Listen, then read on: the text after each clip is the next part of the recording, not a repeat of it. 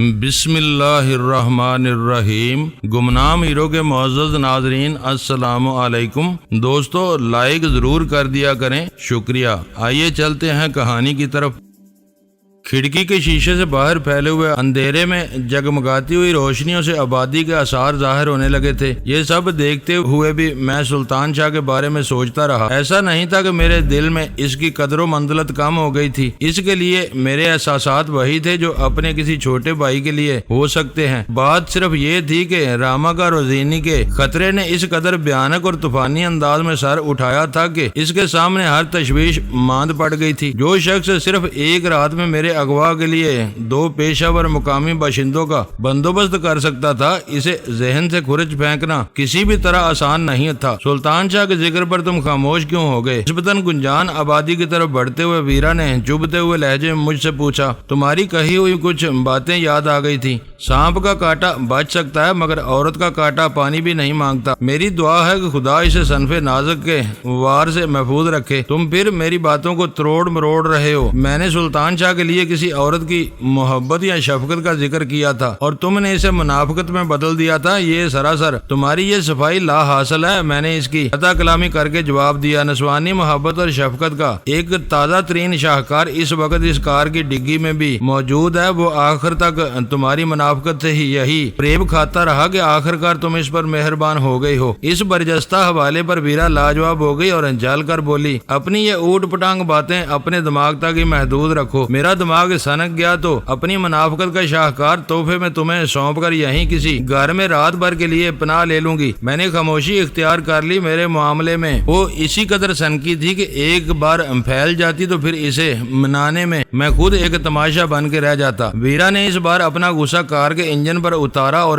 اس کی رفتار یک لخت تیز کر دی۔ میں سکون اور خاموشی سے کھڑکی سے باہر دیکھتا رہا اور آبادی بہت تیزی کے ساتھ پیچھے رہ گئی۔ بارش کا زور ٹوٹ چکا تھا، کار مسلسل دوڑ رہی تھی۔ راستے میں آنے والی اکا دکا بستیوں سے گزرنے کے سوا سفر ویرانے میں ہی جاری تھا۔ مجھے تشویش ہونے لگی۔ میرے خیال میں واپسی کے لیے ہم کافی دیر سے سفر کر رہے تھے لیکن موٹر وے کا دور دور تک پتہ نہیں تھا۔ غصے کے باعث ویرا نے شاید اہم روڈ سائن نظر انداز کر کے راستہ کھو دیا تھا۔ ڈیش بورڈ کی روشنی کے انعکاس میں نے ان اکھیوں سے ویرا کا جائزہ لیا تو اس کے چہرے پر بھی تشویش کی پرچھائیاں نظر آئیں۔ میں نے کھنکار کر اپنا گلا صاف کیا اور آہستگی سے پوچھا، جان کی امان ہو تو کچھ پوچھ لوں؟ اندھیرے میں ویرا کی کھسیائی ہوئی ہنسی کی آواز گونج اٹھی، کیوں مجھے زچ کرنے پر تلے ہوئے ہو؟ شاید تمہیں ابھی تک اندازہ نہیں ہوا کہ اتنی دیر سے چلتے رہنے کے باوجود M1 ابھی تک غائب ہے۔ شاید ہم راستہ بھٹک گئے ہیں۔ میں بھی اس وقت یہی عرض کرنا چاہ رہا تھا۔ میں نے گہری سنجیدگی سے کہا، جب راماکا کو مارنے کے لیے ویرانوں کی ضرورت تھی تو تم آبادی میں جا گھسی تھی۔ اب لندن واپسی کی اجلت ہے تو تم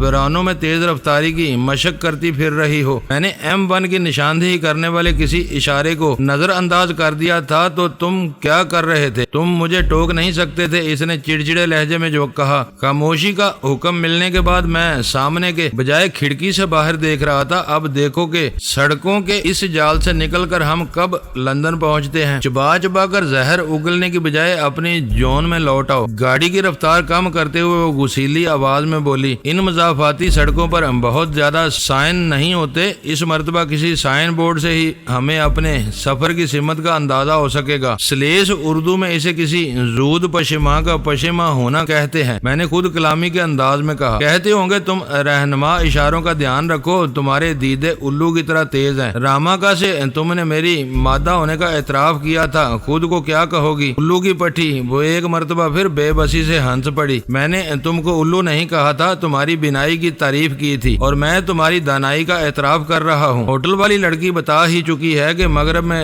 الو دانائی کی علامت کے طور پر استعمال ہوتا ہے۔ میں نے ترکی بے ترکی کہا، شاید اس علاقے کی ہوا تمہاری دانائی اور بینائی کو خوب راس آ رہی ہے۔ تمہیں اعتدال پر لانے کے لیے یہاں سے نکلنے کا راستہ ڈھونڈنا ہی پڑے گا۔ خاموشی کے مقابلے میں نوک جھونک کرتے ہوئے وقت تیزی سے گزرنے لگا اور آخر کار ہم ایک ایسی سڑک پر پہنچنے میں کامیاب ہو گئے جو کوئی موٹر وے تو نہیں تھی لیکن اسے مضافاتی شاہراہ کا درجہ دیا جا سکتا تھا۔ وہاں تک تک پہنچنے کے لیے ویرا نے اتنے موڑ کاٹے تھے کہ میں سمت کا احساس تک کھو بیٹھا تھا۔ کچھ ہی دیر بعد ہمیں A5 کا نشان نظر آیا۔ ویرا نے کار اسی راہ پر ڈال دی۔ ہم نے موٹر وے 13 میں ایگزٹ پر چھوڑ دی تھی اور ایک ذرا سی غلطی سے اندر ہی اندر دور تک بھٹکنے کے بعد 15 میں جنکشن پر دوبارہ وہاں پہنچنے میں کامیاب ہوئے اور لندن واپسی کا سفر شروع ہو گیا۔ اس وقت تک بارش کا سلسلہ موقوف ہو چکا تھا، لیکن مطلع بدستور ابر آلود تھا۔ راماکا کی لاش کے ساتھ وہ ایک موٹر وے پر سفر کا وہ تجربہ بہت خوف آور اور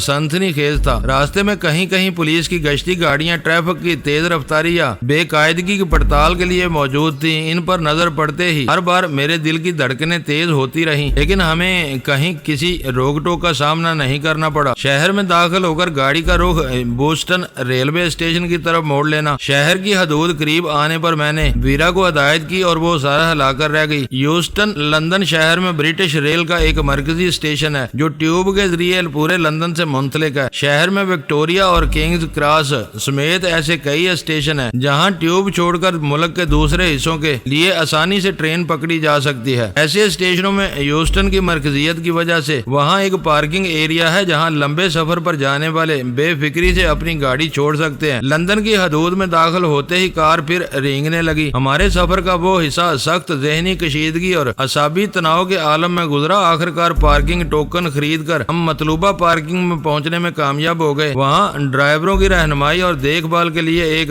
باوردی سپاہی کو دیکھ کر میرے فرشتے کوچ کر گئے۔ طویل کار پارکنگ کے لیے وہ کار کی ڈگی دیکھنے کا مطالبہ کر سکتا تھا۔ ان دنوں دنیا بھر میں دہشت گردی کی یہ وبا پھیلی ہوئی تھی کہ بھیڑ بھاڑ کے مقام پر چھوڑی ہوئی کسی بھی بے نام و نشان گاڑی میں چھپا ہوا ٹائم بم یا ریموٹ کنٹرول بم مقررہ وقت پر ہولناک دھماکے سے پھٹتا اور ہر طرف بڑے پیمانے پر جانی و مالی تباہی پھیلا دیتا۔ غنیمت تھا کہ اس وقت تک وہ وبا انگریزوں کے وطن میں نہیں پھیلی تھی۔ آئرش ریپبلکن آرمی کے دہشت گرد دوسرے طریقوں سے انہیں نقصان پہنچاتے رہتے تھے۔ سب سے بڑی بات یہ تھی کہ وہاں موجود سپاہی کچھ کنوتی اور بیزار سا نظر آ رہا تھا۔ اس نے ہماری رینگتی ہوئی گاڑی کو ذرا بھی قابل توجہ نہیں سمجھا اور ویرا نے ایک خالی جگہ میں گاڑی پارک کر دی جہاں روشنی کم تھی۔ انجن بند کر کے ویرا نے پھرتی کے ساتھ اسٹیئرنگ وغیرہ پر رومال پھیر کر اپنی انگلیوں کے نشانات صاف کیے اور رومال کی مدد سے دروازے کھول کر نیچے اتر گئی۔ دروازہ مکمل کرتے ہی ہم دونوں تیزی سے وہاں سے نکلتے چلے گئے۔ راستے میں ویرا نے BMW کی چابی ایک ڈسٹ بن میں ڈال دی۔ یوسٹن کے ٹیوب اسٹیشن سے وکٹوریا لائن کی ٹیوب نے مختصر سا زیر زمین سفر طے کر کے محض ایک اسٹیشن کے بعد ہمیں آکسفورڈ سرکس پہنچا دیا۔ بظاہر ہم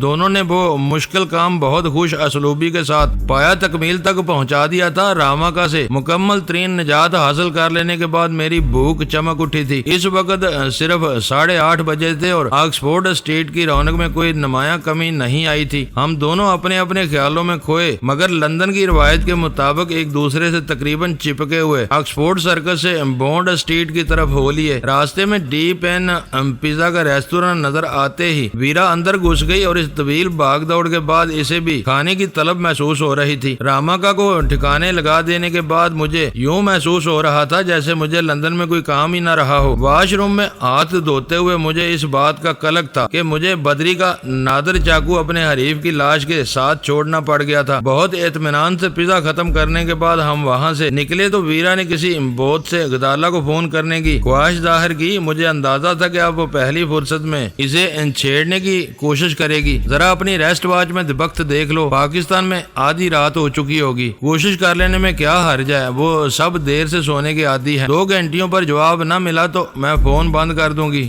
وہ مصر ہو گئی۔ میں اسے گھور کر رہ گیا۔ اس سڑک پر لوگوں کی سہولت کے لیے جا بجا ٹیلی فون بوتھ موجود تھے۔ ویرا ایک خالی بوتھ کی طرف لپکی تو میری نگاہ قریبی اسٹال پر رکھے ہوئے ایک اخبار کی شہ سرخی پر اٹک گئی۔ امریکی C-130 ہائی جیک کر لیا گیا۔ اس چنگاڑتی ہوئی سرخی کے آگے ایک سوالیہ نشان تھا۔ میں نے ریزگاری دے کر وہ اخبار خریدا اور طے کر کے جیب میں اڑس لیا۔ کراچی سے امریکی کمانڈوز کی لاشوں کے ساتھ سلطان شاہ کو بھی اسی ساخت کے طیارے میں لے جایا گیا تھا۔ وہ بھاری ٹرانسپورٹ طیارے تھے جو صرف فوجی استعمال کے لیے مخصوص تھے۔ امریکہ اور اس کے حلیف ملکوں میں یہ طیارے اپنی کارکردگی کی بنا پر کافی مقبول تھے۔ میرے لیے یہ اندازہ لگانا دشوار تھا کہ خاص فوجی استعمال میں رہنے والا وہ طیارہ کیسے اغوا ہو سکتا ہے۔ اخبار خرید کر میں فون بوتھ کے پاس پہنچا تو ویرا نمبر ملا کر بات شروع کر چکی تھی۔ مجھے دیکھتے اس نے فون کا ریسیور میری میری طرف بڑھا دیا۔ اول خان بات کرے گا یہ کہہ کر وہ برا سا منہ بناتی ہوئی الگ جا کھڑی ہوئی۔ اچھا ہوا ویرا نے اس وقت فون کر لیا، تم وہ حیرت ناک خبر تو سن ہی چکے ہوگے۔ میری آواز سنتے اول خان نے کسی تمید کے بغیر پرجوش لہجے میں کہا، کس خبر کی بات کر رہے ہو؟ میں نے قدرے حیرت اور تجسس سے پوچھا۔ کراچی سے سلطان شاہ کو لے جانے والا C-130 جنوبی قبرص کے ایک فوجی ہوائی اڈے پر سخت محاصرے کی حالت میں رکا ہوا ہے۔ افواہیں ہیں کہ اسے اغوا کر لیا گیا ہے، مگر اس ہوائی اڈے کے امریکن حکام ان افواہوں کی تردید کر رہے ہیں۔ وہ خبر سن کر میرا دل اچھل کر حلق میں آ گیا۔ ابھی میں نے ایک اخبار میں یہی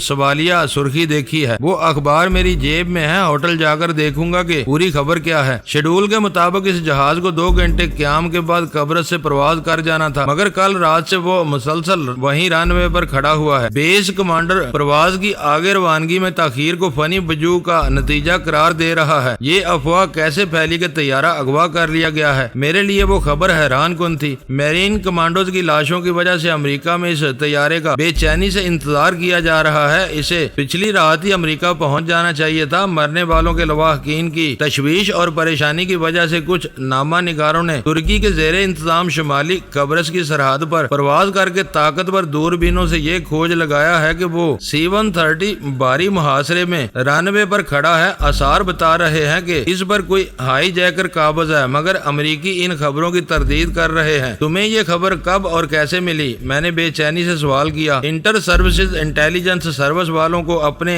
ذرائع سے رات 10 بجے یہ اطلاع ملی ہے۔ میں ان لوگوں کو سلطان شاہ کے اغوا کے بارے میں تمہاری کہانی سے آگاہ کر چکا ہوں۔ انہی کے ایک ونگ سربراہ نے مجھے فون پر یہ اطلاع دی ہے اور تم نے اسے کچھ نتائج بھی اخذ کیے ہوں گے۔ میرا اضطراب بڑھتا ہی جا رہا تھا۔ یہ سیدھی 2 اور 2 4 والی بات ہے۔ خوشی سے اول خان کا سانس سینے میں نہیں سما رہا تھا۔ اگر ہائی جیکنگ کی خبر میں ذرا سی بھی صداقت ہے تو یہ سلطان شاہ کا کارنامہ ہے۔ کراچی کے ہوائی اڈے سے پرواز کرنے والے اس C-130 میں حملے کے 5 قابل اعتماد افراد اور 6 مردہ کمانڈوز کے تابوتوں کے سوا بس سلطان شاہ ہی ایسا مشتبہ قیدی تھا جو اس طیارے اور اس کے عملے کے لیے کوئی خطرہ پیدا کر سکتا تھا۔ مسئلہ یہ تھا کہ جہاز کا عملہ یقیناً بہت چالاک اور تجربے کار تھا۔ جبھی سلطان شاہ کو خاموشی سے پاکستان سے نکال لے گیا تھا، جہاز پر کسی مردے کے ساتھ سلطان شاہ کو بے ہوش کر کے تابوت کا قیدی بنایا گیا تھا۔ وہ بالکل غیر مسلح رہا ہوگا۔ پھر یہ کیسے ممکن ہوا کہ سلطان شاہ ان 5 کو یرغمال بنا کر جہاز پر قبضہ کرنے میں کامیاب ہو گیا؟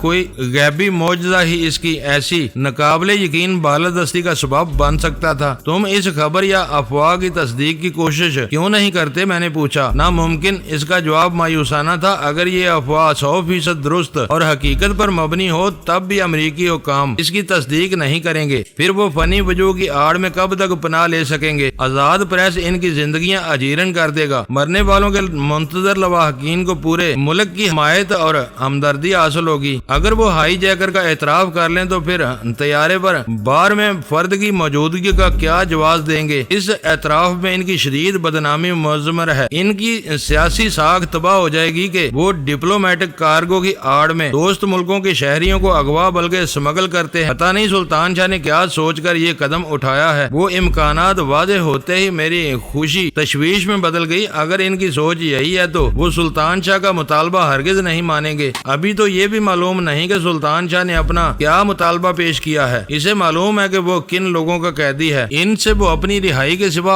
اور کیا چاہ سکتا ہے؟ وہ قبرص میں اپنی رہائی چاہتا ہے تو طیارے سے باہر موت اس کی گھات لگائے بیٹھی ہوگی۔ طیارے کو وہ کسی قیمت پر زمین چھوڑنے کی اجازت نہیں دیں گے۔ اول خان بولا، یہ ہڈی سلطان شاہ کے گلے میں پھنسی ہوئی نظر آ رہی ہے۔ وہ ایک ایک کر کے ان 5 کو مار دے گا تو پھر اس کے پاس کچھ بھی نہیں رہ جائے گا۔ یہ معاملہ اس قدر سنگین اور رازداری کا متقاضی ہے کہ وہ 5 جانوں کا اطلاق خاموشی سے سہ لیں گے اور پھر سلطان شاہ کا حشر خراب کر دیں گے۔ وہ باتیں دہراتے ہوئے میں خود کو شدید ذہنی اذیت میں محسوس کر رہا تھا۔ اتنا بڑا خطرہ مول لینے کے بجائے وہ خاموشی سے امریکہ چلا گیا ہوتا تو تم وہاں پہنچ کر اس کی بازیابی کے لیے بہت کچھ کر سکتے تھے۔ اس وقت وہ ایک بند گلی میں محصور ہے جس کے دانے پر اس کے خون کے پیاسے قابض ہیں۔ اول خان کی آواز متاسفانہ ہو گئی۔ راما کا روزینی کے خلاف مثالی کامیابی حاصل کرنے کے بعد وہ خبر میرے لیے اندوہناک تھی۔ ملال اور دل گرفتگی کے عالم میں نے کہا، تم سے کچھ پس پردہ باتیں معلوم ہو گئی، باقی تفصیل میں اخبار میں تلاش کروں گا۔ اس وقت سلطان شاہ تنہا رہ گیا ہے۔ ہم میں سے کوئی بھی اس کے لیے کچھ نہیں کر سکتا۔ قید کی اذیتوں نے شاید اسے اس قابل بھی نہ رہنے دیا ہو کہ وہ بروقت صحیح فیصلے کر سکے۔ اب تم اس سے پہلے امریکہ پہنچ جاؤ گے۔ اس کی آواز خالی خالی سی تھی۔ اس وقت میرے لیے امریکہ اور پاکستان دونوں برابر ہیں، کیونکہ وہ درمیان میں بری طرح گرا ہوا ہے۔ ذہن میں کوئی بات آئی تو اب صبح ایئرپورٹ سے فون کروں گا۔ ویرا اس وقت غزالہ سے بات کرنی چاہ رہی تھی، مگر میں نے اسے نیند سے جگانا مناسب نہ سمجھا تو وہ کچھ ناراض ہو گئی اور میرے سوال کا جواب دیے بغیر تمہیں ریسیور دے دیا، ذرا اسے سمجھا دینا۔ گفتگو ختم کرنے سے پہلے اول خان نے آخری بات بھی کہہ ڈالی۔ میں نے پلٹ کر فٹ پاتھ پر نظر ڈالی تو ویرا غائب تھی۔ میں نے معلومات کی فراہمی پر اول خان کا شکریہ ادا کیا اور فون رکھ کر متجسسانہ انداز میں گرد و پیش کا جائزہ لینے لگا۔ ویرا کا کہیں پتہ نہیں تھا، شاید وہ میری طویل ہوتی ہوئی گفتگو سے بیزار ہو کر اکیلی ہوٹل کی طرف چل پڑی تھی۔ میں بھی سر جھکا کر اسی طرف ہو لیا۔ اول خان سے ہونے والی گفتگو اتنی بھرپور تھی کہ اب میرے لیے جیب میں پڑے ہوئے اخبار کی اہمیت صفر ہو کر رہ گئی تھی۔ میرے ذہن میں آندیاں سی چل رہی تھی اور سلطان شاہ کے متوقع انجام کے تصور سے میرے بدن میں پھریریاں سی دوڑ رہی تھی۔ سلطان شاہ اپنے عارضی بالادستی کے گھمنڈ میں بری طرح امریکیوں کے چنگل میں پھنس چکا تھا۔ جیسے معجزے نے اسے وہ حیران کن بالادستی دلائی تھی، ویسا ہی کوئی دوسرا معجزہ اسے قبرص کی سرزمین سے زندہ نکال سکتا تھا۔ میرے ذہن میں ایک ایک کر کے نام آتے رہے۔ نک ماڈلے شروع سے اس معاملے سے الگ رہا تھا اور وہ کوئی مؤثر کردار ادا کرنے کی پوزیشن میں نہیں تھا۔ اس وقت لے دے کر صرف آئزک بیل ہی کام کا آدمی نظر آتا تھا۔ اس نے مجھ سے کھل کر سلطان شاہ کے اغوا پر بات کی تھی اور تقریباً بر وقت مجھے یہ بھی بتا دیا تھا کہ اسے ایک تابوت میں بند کر کے امریکہ پہنچایا جا رہا ہے۔ اس وقت میں نے مصلحت کی خاطر اس کے اغوا کرائے ہوئے آدمی سے اپنی لا تعلقی کا اظہار کیا تھا، مگر اب وقت کے تقاضے بدل چکے تھے۔ سلطان شاہ نے کسی رو میں آ کر حالات کو اتنا بگاڑ لیا تھا کہ میری کوئی بھی صحیح یا غلط کوشش ان حالات کو مزید نہیں بگاڑ سکتی تھی۔ اپنے پسندیدہ ٹیلی فون بوتھ کے قریب میں آئزک بیل سے بات کرنے کے بارے میں اپنا ذہن بنا چکا تھا۔ بوتھ خالی تھا، میں اس پر قابض ہو گیا۔ امریکہ میں وہ شام کا وقت تھا۔ پہلی ہی گھنٹی پر فون اٹھا لیا گیا۔ مجھے توقع تھی کہ کسی بھی وقت تمہارا فون آئے گا۔ میرے کانوں میں آئزک بیل کی سرد آواز گونجی۔ اس نے میری آواز سنتے ہی مجھے پہچان لیا تھا۔ میں اپنے دوستوں اور دشمنوں کی توقعات پر ہمیشہ پورا اترنے کی کوشش کرتا ہوں۔ کیا تم یہ بتانا پسند کرو گے کہ اس وقت تمہیں یہ توقع کیوں تھی؟ میں نے بھی اپنا لہجہ سرد اور سپاٹ رکھا۔ اس وقت تمہارے سامنے صرف ایک ہی بات ہے۔ تمہارا آدمی ایسی بھیانک آگ سے کھیل رہا ہے جو اس کا وجود تک چاٹ جائے گی۔ آئزک بیل نے کسی اشتعال کے بغیر جواب دیا۔ یہ بات وہ بھی جانتا ہے، مگر یہ یاد رکھو کہ وہ اپنے ساتھ تم لوگوں کی ساکھ سمیت بہت کچھ لے جائے گا اور تمہیں پچھتاووں کے سوا کچھ ہاتھ نہیں آئے گا۔ وہ اعصابی لڑائی تھی۔ میں نے مضبوط لہجے میں ایک کھوکھلی دھمکی اس تک پہنچا دی۔ پہلے تم اسے اپنا آدمی ماننے سے انکار کر رہے تھے اور اب اس کے حوالے سے اتنا بڑا دعویٰ کر رہے ہو کہ کہیں یہ تبدیلی تمہاری کسی کمزوری کا نتیجہ تو نہیں ہے۔ کمزوری نہیں، یہ ایک سوچی سمجھی حکمت عملی ہے۔ شروع سے اب تک تمہارے آدمی ہر لمحے میری نظروں میں رہے ہیں۔ فرق صرف اتنا ہے کہ وقت ان کے ساتھ ساتھ تھا، وہ آگے تھے اور ہم ان کا مسلسل پیچھا کر رہے تھے۔ چاہو تو میں تمہیں یہ بھی بتا سکتا ہوں کہ اس بار تم نے نک ماڈلے کو بری طرح نظر انداز کیا ہے۔ سارا کام اپنے ان دو آدمیوں سے لیا ہے جو C-130 کے 5 نفری عملے میں شامل ہو کر کراچی پہنچے تھے۔ تمہاری یہ سازش اب تمہارے گلے پڑ گئی ہے۔ وہ بہت تیزی کے ساتھ اپنے بچاؤ کی راہیں مسدود کرتا جا رہا ہے۔ اس نے میرے دونوں آدمیوں کو ہلاک کر کے ان کی لاشیں جہاز سے رن وے پر پھینک دی ہیں۔ اب امریکی ایئر فورس کے 3 آدمی اس کے قبضے میں ہیں۔ وقت گزرنے کے ساتھ اس کے اعصاب ٹوٹنے اور بکھرنے لگیں گے۔ مایوسی کے عالم میں وہ ان تینوں کو ختم کر کے اپنی کان پٹی میں گولی مار لے گا اور تمہارا کھیل ختم ہو جائے گا۔ اس انجام کے لیے مزید 3 آدمیوں کا نقصان زیادہ بڑی قیمت نہیں ہے۔ ان 5 کا خون کس نے کیا؟ جہاز پر بار میں آدمی کی موجودگی کا اعتراف تم سب کو رسوا کر دے گا۔ یہ کوئی آسان یا سرسری فیصلہ نہیں ہے۔ اس کی ہلکی سی احتجاجیہ ہنسی کی آواز ابری۔ پھر وہ بولا، ہم اتنی کچی گولیاں نہیں کھیلے۔ دنیا کے چند بہترین دماغوں نے سارا نقشہ تیار کر لیا ہے۔ اخبار والوں کی حرکتوں کی وجہ سے یہ واقعہ دبایا نہیں جا سکے گا۔ اس بارے میں واشنگٹن سے کسی بھی وقت ایسا چونکا دینے والا پریس ریلیز جاری ہونے والا ہے جسے پڑھ کر تمہاری کھوپڑی بک سے اڑ جائے گی۔ جو ہوگا دیکھ لیا جائے گا۔ میں بھی کراچی میں ہاتھ پر ہاتھ درے نہیں بیٹھا ہوں۔ چاہو تو دوسرے فون پر معلوم کر سکتے ہو کہ میں لندن کے ایک پبلک بوتھ سے بات کر رہا ہوں۔ میں نے لب و لہجہ بگاڑے بغیر پورے سکون سے اسے چیلنج دے ڈالا۔ مجھے بات شروع ہونے کے چند ثانیوں کے اندر ایکسچینج سے یہ بات معلوم کر لی گئی تھی کہ تم کتنے ہی فعال اور مستعد ہو تو اس وقت تمہیں قبرص میں ہونا چاہیے تھا۔ اپنے فیصلوں کے اسباب میں تم سے زیادہ جانتا ہوں۔ چند روز بعد میں امریکہ بھی آ رہا ہوں۔ اس وقت تک تمہاری کمر ٹوٹ چکی ہوگی۔ تمہارے بہترین آدمی کا نام و نشان یوں مٹایا جائے گا جیسے وہ زمین پر پیدا ہی نہیں ہوا تھا۔ کسی کو کانوں کان خبر نہیں ہوگی کہ C-130 پر کوئی 12واں آدمی بھی سوار تھا۔ پھر وہ 5 لاشیں، ان کا قاتل کہاں سے پیدا ہو کرو گے؟ میں نے طنزیہ لہجے میں پوچھا۔ اس بار وہ معنی خیز انداز میں ہنستے ہوئے بنچی بنچی آواز میں بولا، پریس ریلیز ویتنام سینڈروم کی کہانی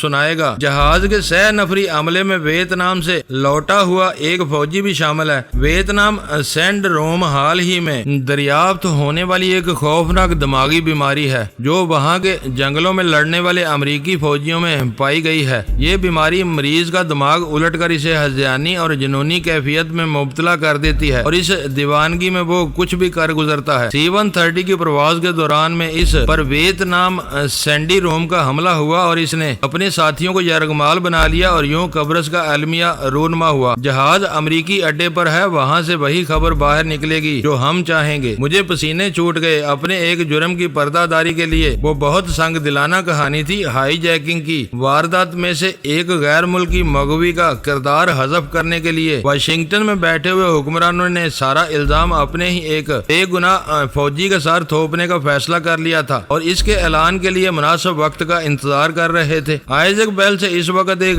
کڑی لفظی جنگ چل رہی تھی۔ میرے پاس سوچنے کے لیے ذرا بھی مہلت نہیں تھی۔ میری طرف سے جواب میں ذرا سی تاخیر کو بھی وہ میری کمزوری پر محمول کرتا۔ میں نے اس کے خاموش ہوتے ہی کہا، معاملہ صرف جہاز کے عملے کی قربانی کا نہیں ہے۔ میرے آدمی کی جان پر بن آئی تو پھر کچھ بھی باقی نہیں رہے گا۔ جہاز اور 6 تابوتوں سمیت سب کچھ ایک دھماکے کے ساتھ جل کر رن وے پر ہی راکھ کا ڈھیر ہو جائے گا۔ تمہاری کہانی کچھ بھی ہو، تمہاری قوم زندوں کا خون شاید معاف کر دے لیکن 6 مردوں کی بے امان چتا ایک طوفان کھڑا کر دے گی۔ تم اپنی تدبیریں کرتے رہو، میرا آدمی اپنا کام کر گزرے گا۔ اس کے بعد ہی یہ فیصلہ ہو سکے گا کہ کون ہارا ہے اور کس کی جیت ہوئی ہے۔ چند ثانیوں کے لیے لائن پر سکوت چھا گیا۔ میری آخری ذہنی کلا بازی میں اس کے لیے غور و فکر کا خاصا سامان پوشیدہ تھا۔ میری پہلی پیشکش اب بھی برقرار ہے۔ آخرکار اس کی وہی سخت آواز ابھری، تم چاہو تو اسے اب بھی آزادی دلا سکتے ہو اور یہی اس کا اصل مطالبہ ہے۔ اس کی آزادی کے ساتھ اس ڈول کی بھی فکر کرو جو تمہارے گلے کی زینت بننے والا ہے۔ اس کی پسپائی سے میں شیر ہو گیا۔ مجھے مرغوب یا خوفزدہ کرنے کے لیے وہ جان بوجھ کر یہ بتاتا چلا گیا تھا کہ سلطان شاہ نے اپنی رہائی کے مطالبے کی شدت واضح کرنے کے لیے اس کے بھیجے ہوئے دونوں اغوا کنندگان کو بے رحمی سے مار ڈالا تھا۔ تم مجھے اپنا نمبر دے دو، میں وائٹ ہاؤس کے کچھ ذمہ دار افسروں سے بات کرنے کے بعد ہی تم سے مزید بات کروں گا۔ میرے سخت موقف کے سامنے اس نے ہتھیار ڈالنے کی صدا کاری کرتے ہوئے پھر ایک چال چل دی جو غیر واضح نہیں تھی۔ میں نے اس کی چال بازی کا کوئی حوالہ دیے بغیر رسانیت سے کہا، میں لندن میں بہت مصروف ہوں، کچھ پتا نہیں کہ کب کہاں ملوں گا۔ تم وقت بتا دو، میں خود تم سے رابطہ کر لوں گا۔ تم ڈر رہے ہو کہ فون نمبر کے سہارے میرے آدمی تم تک نہ پہنچ جائیں۔ اچھا ہوا کہ تم نے یہ خطرہ بھی یاد دلا دیا۔ اصل وجہ میری مصروفیت ہے، وقت بہت کم ہے۔ 4 گھنٹے بعد تمہارے آدمی کی دی ہوئی مہلت ختم ہو رہی ہے۔ بولتے بولتے وہ یک لخت خاموش ہو گیا۔ چند ثانیوں بعد وہ بولا تو اس کی آواز غضبناک ہو چکی تھی، اس فاطر العقل قاتل کو روکو، وہ تباہی کے راستے پر چلا جا رہا ہے۔ ابھی اطلاع ملی ہے کہ اس نے معاون ہوا باز کی لاش بھی رن وے پر پھینک دی ہے۔ میں اسے کیسے روک سکتا ہوں؟ وہ تمہارا قیدی ہے، اس سے میرا رابطہ ہوتا تو شاید میں اس کے فیصلوں پر اثر انداز ہو سکتا تھا۔ اس وقت وہ خود ہی اپنا باس ہے، وہ پاگل ہو گیا ہے، خود مرنا چاہتا ہے تو دنیا کی کوئی طاقت اسے نہیں بچا سکتی۔ اس نے تم سے مصالحت کے سارے راستے بند کر دیے ہیں، اب کچھ نہیں ہو سکتا۔ تو پھر میں کتنی دیر بعد تم سے فون پر رابطہ کروں؟ اس کے بگڑے ہوئے موڈ کا اندازہ کر کے میں نے معصومیت سے پوچھا اور ریسیور پر چنگاڑتی ہوئی آواز میں اس کی گالیاں گونجنے لگی۔ میں نے ہلکا سا احتجاجیہ کہکہا لگا کر فون بند کر دیا اور بوتھ سے باہر آ گیا۔ وہ کہکہا میں نے آئزیک بیل کو سلگانے کے لیے لگایا تھا، ورنہ اندر سے میں بہت دل گرفتہ تھا۔ سلطان شاہ کی طرف سے مجھے کوئی امید نہیں رہی تھی۔ کمرے کی چابی ریسیپشن پر موجود نہیں تھی۔ اوپر پہنچا تو ٹیلی ویژن چل رہا تھا اور ویرا شب خوابی کے حریری لبادے میں آ چکی تھی۔ معلوم ہوتا ہے کہ اول خان سے راز و نیاز کچھ زیادہ ہی طویل ہو گئے۔ وہ میری اداسی اور مایوسی پر دھیان دیے بغیر بولی، یہاں کی پولیس نے خاکوں کی بنیاد پر 2 افراد کو حراست میں لیا ہے، دیکھو ان بیچاروں کی کیا درگت بنتی ہے۔ وہ دروازہ کھول کھول کر وہ بستر کی طرف چل دی تھی اور اس کی پشت میری جانب ہو گئی تھی۔ وہ مسہری پر بیٹھی تو میں نے طے کیا ہوا اخبار اپنی جیب سے نکال کر اس کے سامنے ڈال دیا۔ معلوم ہوتا ہے کہ تمہاری خاکوں پر کسی نے ضمیمہ چھاپ ڈالا ہے۔ وہ اخبار کھولے بغیر اسے مزید بل دیتے ہوئے بے پرواہی سے بولی، اتنی سی بات پر تمہارا چہرہ کیوں اترا ہوا ہے؟ اخبار دیکھو اور پھر ناچنا بھی شروع کر دو۔ سلطان شاہ پر بہت برا وقت آیا ہوا ہے، اس کے لیے وہ اطلاع کسی دھماکے سے کم نہیں تھی۔ اس نے بہت تیزی سے اخبار کھولا اور سرخی پر نظر پڑتے ہی بے اعتباری سے اس کی آنکھیں پھیل گئیں۔ ذیلی سرخی اور خبر کی چند سطریں پڑھ کر وہ استفسار طلب نظروں سے میری طرف دیکھتے ہوئے بولی، جہاز وہی ہے مگر اس میں کسی کا نام نہیں ہے۔ میں اخبار خرید رہا تھا اور اول خان مجھے اسی خبر کے بارے میں بتانا چاہ رہا تھا۔ میرا اور اس کا مشترکہ فیصلہ تھا کہ یہ حرکت سلطان شاہ کی ہے۔ کیا اس بات پر خوش نہیں ہونا چاہیے کہ اکیلا ہونے کے باوجود اس نے اپنی آزادی کے لیے ایک راہ نکال لی ہے؟ ویرا نے قدرے تعجب سے پوچھا۔ ابتدا میں اول کا بھی یہی رد عمل تھا، لیکن اب ہم دونوں اس کے لیے فکر مند ہیں۔ اس کے بعد میں نے آئزیک بیل سے بھی فون پر بات کی ہے، سب کچھ الجھ کر رہ گیا ہے۔ میں نے اسے بتایا۔ وہ فوری طور پر سنجیدہ ہو کر آگے جھک گئی۔ مجھے تفصیل بتاؤ، ہر کامیابی کے ساتھ ہمیں یہ صدمے کیوں سہنے پڑ رہے ہیں؟ ہم سے کہاں غلطی ہو رہی ہے؟ پتہ نہیں، اب کچھ محیر العقول واقعات کا سلسلہ چل پڑا ہے۔ سلطان شاہ کو تابوت میں سمگل کیا گیا اور اب وہ بے ہوشی سے ہوشیار ہوتے ہی 5 آدمیوں کو بے بس کرنے میں کامیاب ہو گیا۔ اب تک وہ رنوے پر 3 لاشیں پھینک چکا ہے۔ اتنے بے رحمانہ اختصار سے کام نہ لو، اس نے خوشامدانہ لہجے میں کہا۔ تھوڑی سی تفصیل بتاؤ، ہو سکتا ہے کہ میں کوئی اچھا مشورہ دے سکوں۔ میں نے اول خان اور آئزیک بیل سے حاصل ہونے والی معلومات کو مختصر سے تسلسل میں دہرانا شروع کر دیا۔ ویرا درمیان میں اکا دکا سوال کرتی رہی۔ اس کا آخری رد عمل میری ان طرح گہری تشویش اور فکر مندی پر محیط تھا۔ تم نے یہ برا کیا کہ اسے لندن میں اپنی موجودگی سے آگاہ کر دیا۔ وہ اسی وقت اپنے ہرکاروں کو تمہاری تلاش پر مامور کر دے گا۔ میرے خاموش ہونے پر ویرا نے افسوس ظاہر کرتے ہوئے کہا، میرے بتانے سے پہلے وہ بات معلوم کر چکا تھا۔ میں اس سے اتنی بے خوفی سے بات نہ کرتا تو میرے فرشتوں کو بھی ان واقعات کی ہوا نہ لگتی جو قبرص کے امریکی ہوائی اڈے پر پیش آ رہے ہیں۔ مگر سلطان شاہ کے ہاتھوں طیارے پر تیسرے قتل کی خبر ملتے ہی آئزیک بیل کا دماغ الٹ گیا اور تمہاری ساری کوششیں برباد ہو گئیں۔ ویرا نے تائید طلب لہجے میں کہا، یہ نہیں کہا جا سکتا۔ مجھے قبل از وقت یہ معلوم ہو چکا ہے کہ قبرص کے واقعے پر واشنگٹن سے کیا رپورٹ جاری کی جائے گی۔ یہ بھی پتہ چل گیا ہے کہ سلطان شاہ کی دی ہوئی مہلت یہاں کے وقت کے مطابق رات کے تقریباً 2 بجے ختم ہو جائے گی۔ دوستو، ویڈیو کو لائک ضرور کر دیا کریں۔ ISI پاک آرمی زندہ باد، پاکستان پائندہ باد۔ معزز ناظرین، اپنا خیال رکھیے گا اور اپنے اس چینل کا بھی شکریہ۔